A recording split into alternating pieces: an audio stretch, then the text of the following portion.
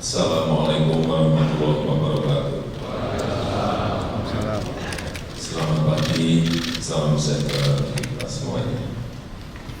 Yang saya hormati para Menko, para Menteri, yang saya hormati Panglima TNI, seluruh jajaran, Pangdam, Danrem, Dandim, yang saya hormati Kapolri, seluruh jajaran Kapolda, Kapolres yang hadir, yang saya hormati para gubernur, bupati dan wali kota, yang saya hormati para PNBP, para PRG,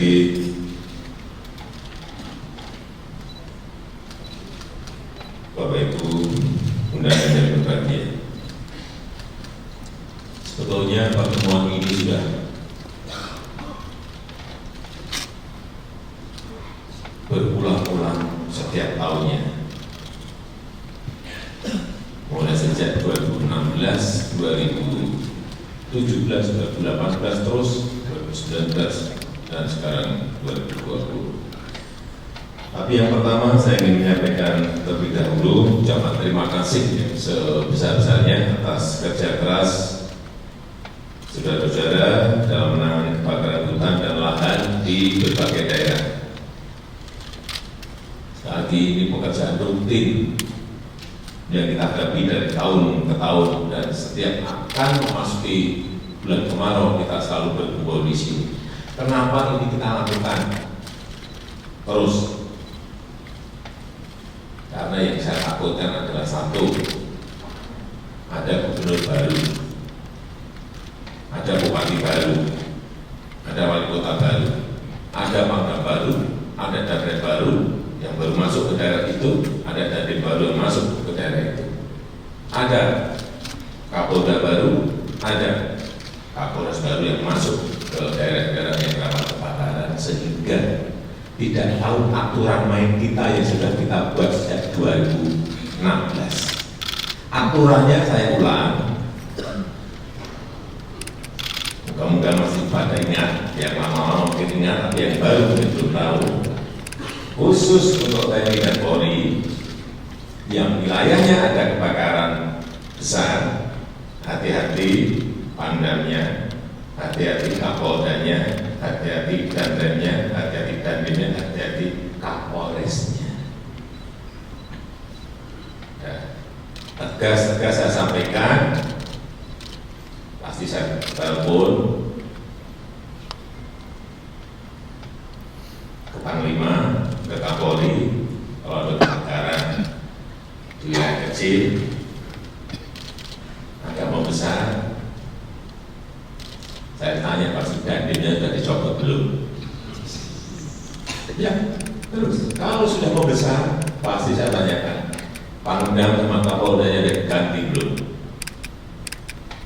Ini aturan main sejak 2016 dan berlaku sampai sekarang, supaya yang baru-baru tahu semuanya. Kalau nyopot gubernur, bupati, wali kota nggak bisa. Tidak hanya di situ aja. Apa yang kita khawatirkan? Kita memiliki ini kebakaran sudah puluhan tahun yang lalu terjadi. Tadi Pak Menko sudah menyampaikan betapa berjuta hektar telah terbakar. Di dalam pengalaman saya 2015 itu betul-betul sebuah kebakaran besar.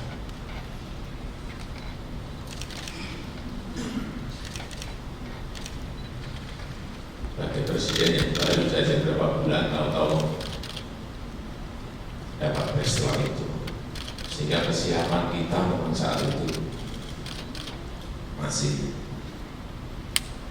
baru lihat lapangannya. Saat itu 2,5 juta hektar lahan kita terbakar, baik itu lahan gambut maupun lahan hutan. Tapi begitu 2016 kita berkumpul,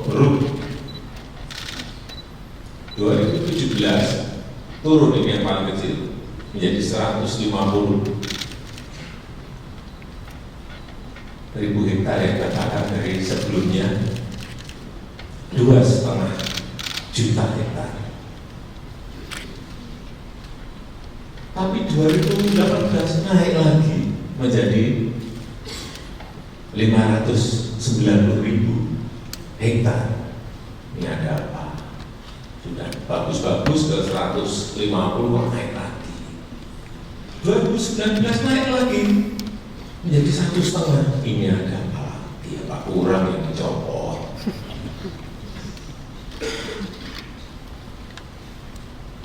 Apa kurang persiapan? Kita tidak ingin seperti kebakaran di Rusia sampai 10 juta, di Brasil 4,5 juta, di Bolivia 1,8 juta, di Kanada 1,8, dan terakhir kita tahu kebakaran besar terjadi di Australia.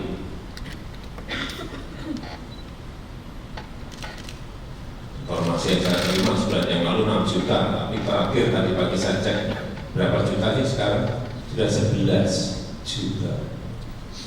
Ada 500 juta satwa yang mati karena kebakaran di sana.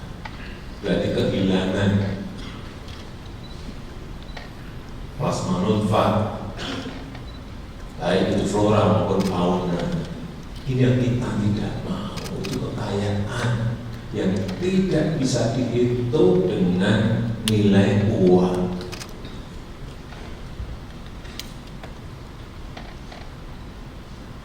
Oleh sebab itu saya ingatkan kembali, kalau ada api satu segera padamkan.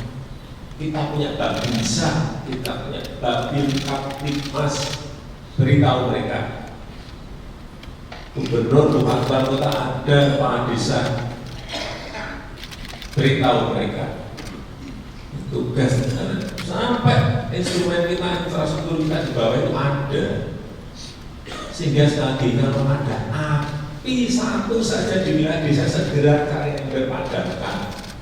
Jangan sampai meluas kita menggunakan air yang berjuta-juta ton dan tidak menyelesaikan. Sudah sulit, negara besar sudah kesulitan kalau ada yang namanya api. Di Amerika, Australia juga kalau mau besar itu tidak kuat, tidak mungkin, tidak kewalahan. Kita memiliki itu gunakan. 2 minggu yang lalu sudah mulai ada api di Siak, Kabupaten Siak, Dumai. Untung segera padamkan. Padamkan jangan sampai tambah 2, tambah 3, tambah 4, tambah 5 dan stop waktu muncul satu. Hanya itu yang bisa kita lakukan agar api tidak membesar. Kalau sudah gede, apalagi masuknya ke lahan gambut, ke peatland, lebih sulit lagi. Kocorin berapa ton air pun juga atasnya saja yang apinya nggak ada, bawahnya masih panas. Asap masih keluar karena bawahnya masih api. Hal seperti ini ya, terus harus kita sadarkan pada masyarakat kita.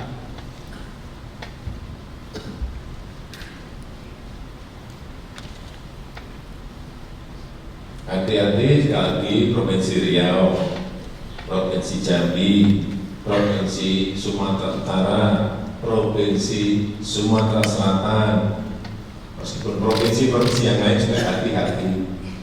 Itu Kalimantan Selatan, Kalimantan Barat, Kalimantan Tengah, dan juga hati-hati meskipun sangat kecil sekali Kalimantan Timur, di situ hati-hati betul. Dan juga provinsi-provinsi kita baik di Jawa maupun di Sulawesi, di NTT, NTB, sampai di Papua, hati-hati, semuanya hati-hati.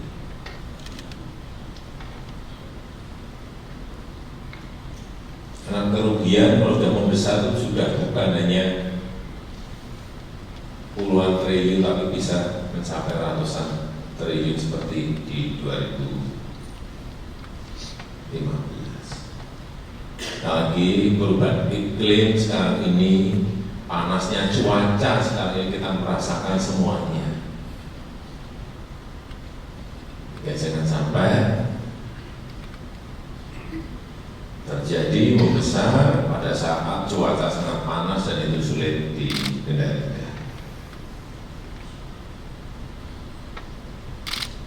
Dan seperti yang saya sampaikan di berbagai kesempatan, bahwa kita perlu mencari sebuah solusi yang permanen dalam pencegahan dan penanganan kebakaran hutan dan lahan ini.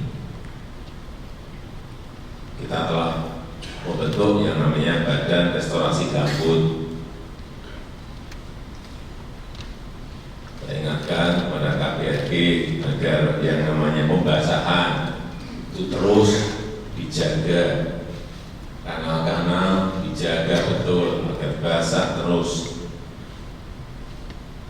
terutama di daerah-daerah gambut yang mengalami penurunan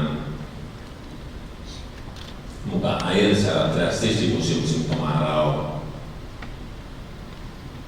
Pembahasan yang masif ini memang kita yang paling saya takutkan memang di gambut. Nah, betul-betul di situ adalah tingkatnya paling sulit untuk dipadamkan. Sekat kanal, timbun kanal, embung, sumur bor, terus saya selalu mendapatkan laporan berapa banyak yang kita kerjakan mengenai ini. Saya ikuti terus ini. Dan juga penataan ekosistem gambut dalam kawasan hidrologi gambut. Hati-hati yang namanya kubah gambut terus dilanjutkan secara konsisten dan diminta kalau itu di dalam area konsesi sudah harus kita yang jaga. Karena kalau tidak, yang namanya tempatnya air kemudian diganti dengan tanaman industri, ini berbahaya.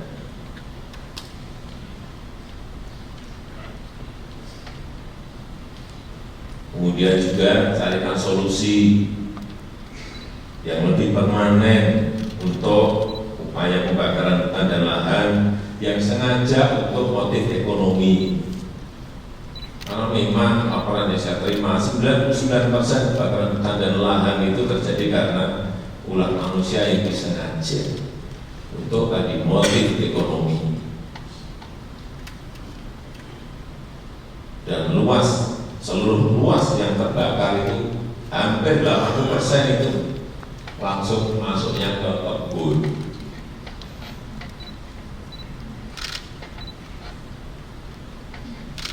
Karena memang land clearing yang paling murah, pembersihan lahan yang paling murah itu memang lewat pembakaran.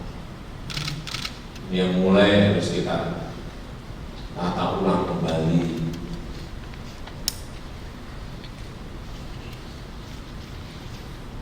Saya juga titip kepada Menteri Lingkungan Hidup dan Kehutanan, reward dan insentif, udah nggak usah Kapolri, udahlah kita nggak usah mikir panjang. Yang namanya penegakan hukum, yang namanya punishment harus dilakukan dengan tegas, baik itu administratif, baik itu perdata, baik itu pidana, lakukan dengan tegas-tegas siapapun pemiliknya.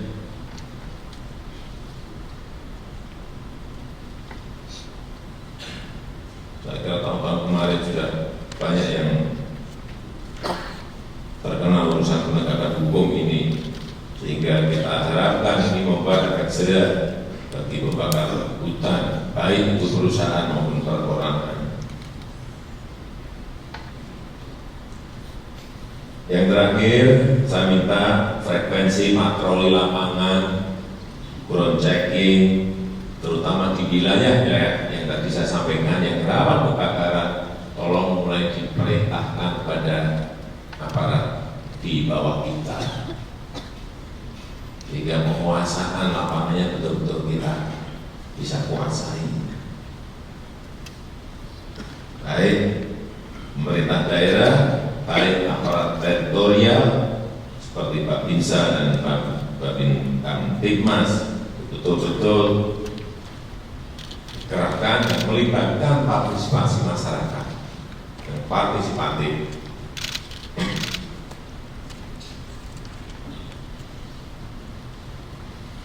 Jika kita harapkan kondisi harian di lapangan itu selalu terpantau, terus. Ini bedanya dengan negara lain di situ.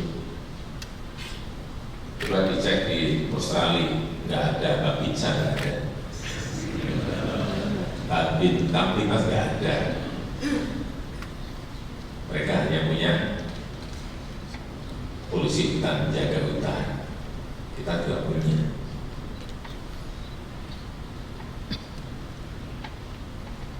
Itu keuntungan kita yang digunakan infrastruktur instrumen-instrumen yang ada. Saya rasa itu yang bisa saya sampaikan pada kesempatan yang baik ini.